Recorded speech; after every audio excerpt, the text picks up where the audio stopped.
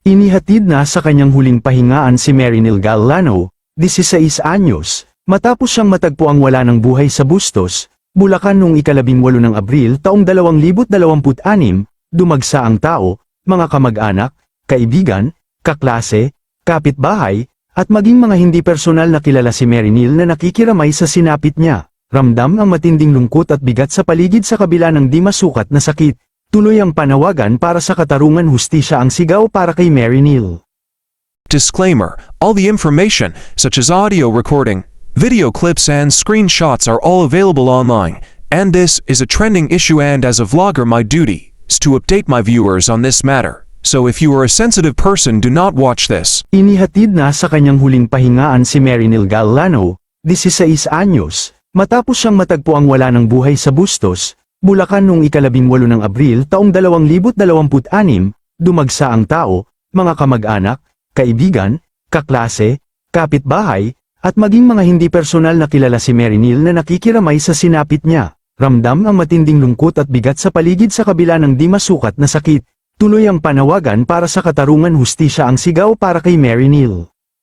Inihatid na sa kanyang huling pahingaan si Marinil Galano, 16 anyos, matapos siyang matagpo ang wala ng buhay sa Bustos, Bulacan noong ika-18 ng Abril taong 2026, dumagsa ang tao, mga kamag-anak, kaibigan, kaklase, kapitbahay, at maging mga hindi personal na kilala si Marinil na nakikiramay sa sinapit niya. Ramdam ang matinding lungkot at bigat sa paligid sa kabila ng di masukat na sakit.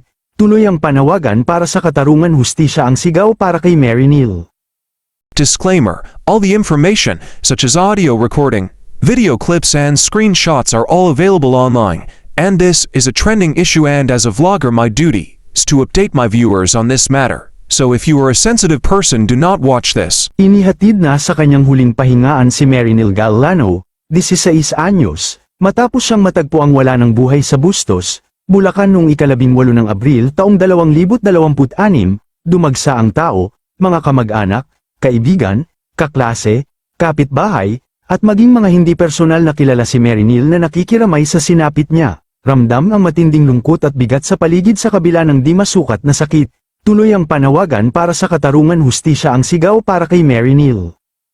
Inihatid na sa kanyang huling pahingaan si Marinil Galano, 16 anyos, matapos siyang matagpo ang wala ng buhay sa Bustos, Bulacan noong ika-18 ng Abril taong 2026, dumagsa ang tao, mga kamag-anak, kaibigan, kaklase, kapitbahay, at maging mga hindi personal na kilala si Marinil na nakikiramay sa sinapit niya. Ramdam ang matinding lungkot at bigat sa paligid sa kabila ng di masukat na sakit. Tuloy ang panawagan para sa katarungan hustisya ang sigaw para kay Marinil.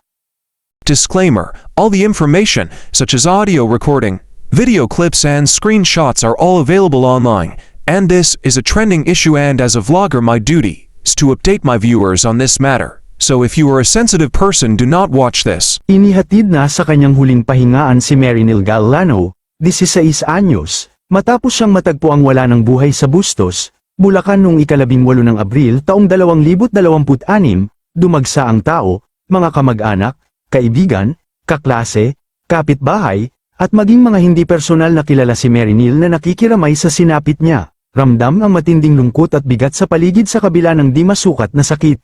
Tuloy ang panawagan para sa katarungan hustisya ang sigaw para kay Marinil. Inihatid na sa kanyang huling pahingaan si Marinil Galano, 16 anyos, matapos siyang matagpo ang wala ng buhay sa Bustos, Bulacan noong ika-18 ng Abril taong 2026, dumagsa ang tao, mga kamag-anak, kaibigan, kaklase, kapitbahay, at maging mga hindi personal na kilala si Marinil na nakikiramay sa sinapit niya. Ramdam ang matinding lungkot at bigat sa paligid sa kabila ng di masukat na sakit. Tuloy ang panawagan para sa katarungan hustisya ang sigaw para kay Marinil.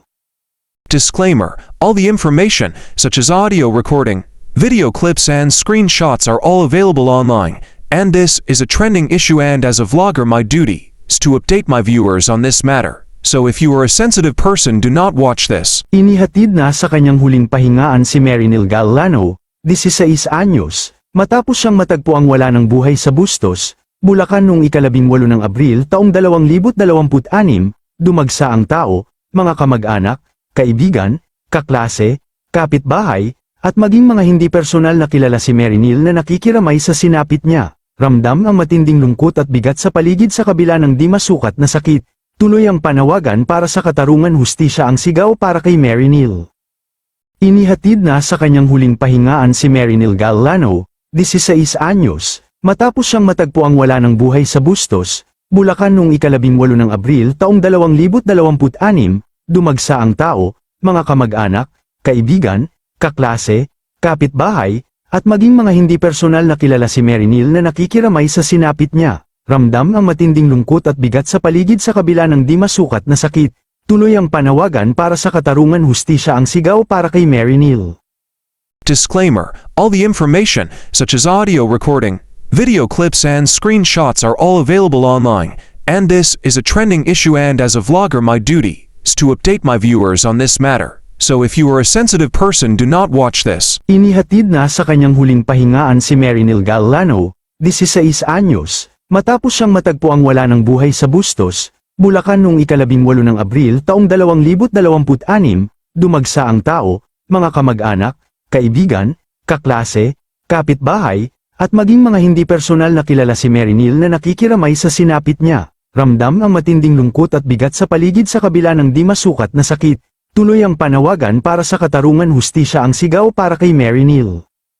Inihatid na sa kanyang huling pahingaan si Mary Neal Galano, 16 anyos, matapos siyang matagpo ang wala ng buhay sa Bustos, Bulacan noong 18 ng Abril taong 2026, dumagsa ang tao, mga kamag-anak, kaibigan, kaklase, kapitbahay, at maging mga hindi personal na kilala si Mary Neal na nakikiramay sa sinapit niya. Ramdam ang matinding lungkot at bigat sa paligid sa kabila ng di masukat na sakit. Tuloy ang panawagan para sa katarungan, hustisya ang sigaw para kay Mary Neal. Disclaimer: all the information, such as audio recording, video clips and screenshots are all available online, and this is a trending issue, and as a vlogger my duty is to update my viewers on this matter. So if you are a sensitive person, do not watch this. Inihatid na sa kanyang huling pahingaan si Mary Neal Galano, 16 anyos, matapos siyang matagpo ang wala ng buhay sa Bustos, Bulacan noong 18 ng Abril taong 2026, dumagsa ang tao, mga kamag-anak, kaibigan, kaklase, kapitbahay, at maging mga hindi personal na kilala si Mary Neal na nakikiramay sa sinapit niya. Ramdam ang matinding lungkot at bigat sa paligid sa kabila ng di masukat na sakit. Tuloy ang panawagan para sa katarungan, hustisya ang sigaw para kay Mary Neal.